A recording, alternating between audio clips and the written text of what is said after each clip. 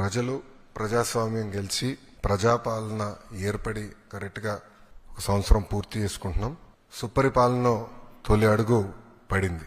విధ్వంస పాలన నుంచి ఏకంగా వికాసం వైపు మన ప్రభుత్వం ప్రయాణం ప్రారంభించింది. కేంద్రంలో ప్రధానమంత్రి గారు, రాష్ట్రంలో గౌరవ ముఖ్యమంత్రి చంద్రబాబు నాయుడు గారి నాయకత్వంలో ఆంధ్ర రాష్ట్రంలో డబుల్ ఇంజిన్ సర్కార్ అనేది ఈ రోజు నడుస్తుంది. ఒక ఉద్యోగాల విషయంలో చూస్తే మెగా డిఎస్సి ఏర్పాటు చేసి ఏకంగా 16,347 పోస్టులు ఈ రోజు ప్రజాప్రభుత్వం భర్తీ చేస్తుంది.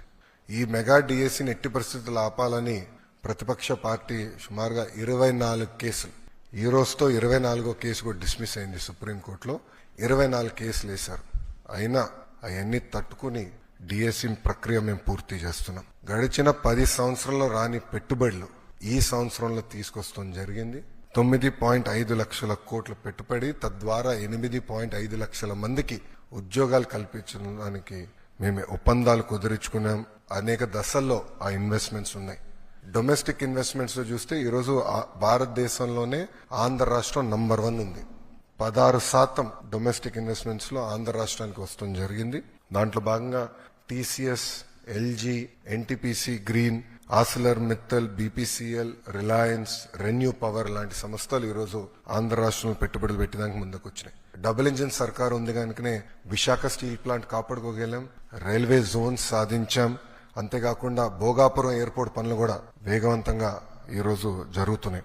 మీరు చూస్తే ప్రజాప్రభుత్వం ఏర్పడిన తర్వాత ఒక పెన్షన్లోనే భారతదేశంలో ఏ రాష్ట్రం ఇవ్వని విధంగా మేము ఇస్తున్నాం. వృద్ధులకి 1,000 రూపాయలు పెంచాం, వికలాంగులకి 3,000 రూపాయలు పెంచాం. బెడ్కే పరిమితం అవుతే 15,000 రూపాయలు ప్రతి నెల ప్రభుత్వం ఇస్తుంది. భారతదేశంలో ఏకైక ప్రభుత్వం ఇస్తుంది, అది ఆంధ్ర రాష్ట్ర ప్రభుత్వం. ఇంతేకాకుండా భారతదేశంలో ఎక్కడ లేని విధంగా 203 అన్న క్యాంటీన్లు ప్రజాప్రభుత్వం తిరిగి ప్రారంభించి ఈ రోజు నడిపిస్తుంది.